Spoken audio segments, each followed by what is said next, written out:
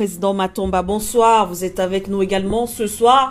Alors, cette présence du président Mamadi Doumbouya, le président de la Guinée, donc du côté des Nations Unies, est-ce que ça vous interpelle? Est-ce qu'on ne devrait pas plutôt être plus ou moins, peut-être, je ne vais pas dire content, mais applaudir ou acclamer parce qu'on a au moins l'un de ces dirigeants qui peut porter la voix de ces autres homologues qui sont aujourd'hui à la tête de ces États?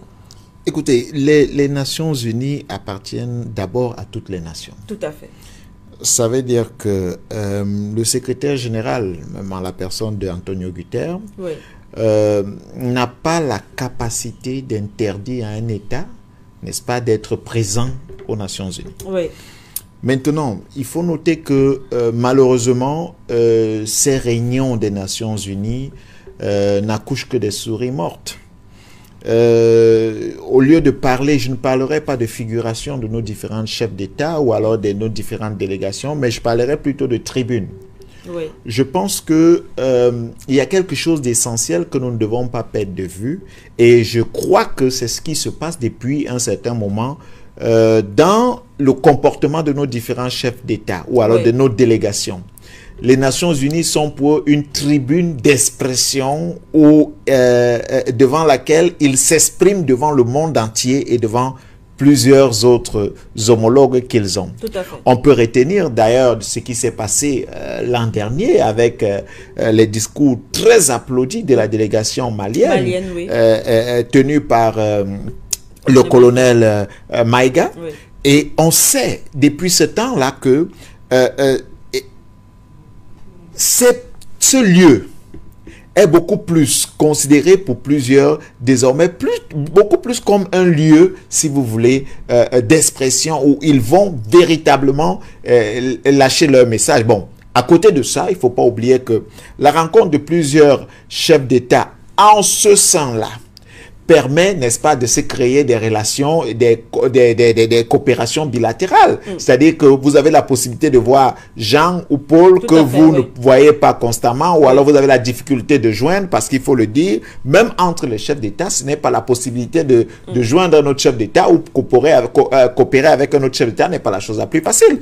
Donc, parfois aussi, ces chefs d'État, n'est-ce pas, utilisent cet endroit comme étant le lieu où ils vont faire leur rencontre, où ils vont essayer de nouer des contacts pour, n'est-ce pas, des coopérations bilatérales. Mais il faut dire, Madame Siké, que la présence de Doumbouya peut peut-être se justifier par le fait qu'il désire utiliser cet endroit comme étant une tribune où il veut faire passer un message. Oui. Mais je crois pour ma part que c'est le mauvais endroit. C'est le mauvais endroit parce que même si vous déroulez, n'est-ce pas, le message porteur qui est le vôtre, il reste que ça entrera dans les oreilles des gens qui n'entendent pas ce qui vient, n'est-ce pas, de l'Afrique. Aujourd'hui, ce qui est le plus important, n'est-ce pas, dans ce qu'on pourrait appeler l'ONU, l'ONU, c'est qu'il y ait une refonte profonde de cette histoire-là. Parce que tant qu'il n'y a pas de refonte, j'évite de parler de réforme, tant qu'il n'y a pas une refonte profonde de l'ONU, il est évident que les Africains seront malheureusement des faire valoir, n'est-ce pas, dans cet organe. La deuxième chose, c'est qu'il faut comprendre la clairvoyance, n'est-ce pas, de certaines autorités de ne pas prendre part à ces sommets, en l'occurrence ceux du Mali, du Niger et même du Burkina, parce qu'ils pouvaient, Madame Siké, ils pouvaient, je le dis encore, les Nations Unies n'ont pas vocation à interdire ces derniers d'arriver sur le sol pour le sommet, n'est-ce pas, des Nations Unies. Ils n'ont pas vocation. Ils peuvent entrer, ils peuvent siéger s'ils le désirent et même discourir s'il le faut. Mais il ne faut pas perdre de vue que dans ce lieu-là, Madame Siké, il y a des dirigeants qui ont été tués parce qu'ils sont montés sur cette tribune. Il y a des dirigeants qui ont été empoisonnés là, dans les Nations Unies. Je ne vous citerai pas, je ne voudrais pas revenir sur les cas d'Hugo Chavez et autres. Donc, ce n'est pas à moi de vous le dire. Donc, aujourd'hui, la prudence voudrait même que, lorsqu'on est dans un combat, comme ce qui est mené de souveraineté et de véritable indépendance, qu'on sache avec qui marcher et où aller. peut-être il y a une bonne justification en matière de sécurité avec le sommet Russie-Afrique oui. qui a justifié, n'est-ce pas, la présence de ces derniers. Oui. Certainement, ils avaient toutes les garanties en matière de sécurité et ils s'y sont rendus.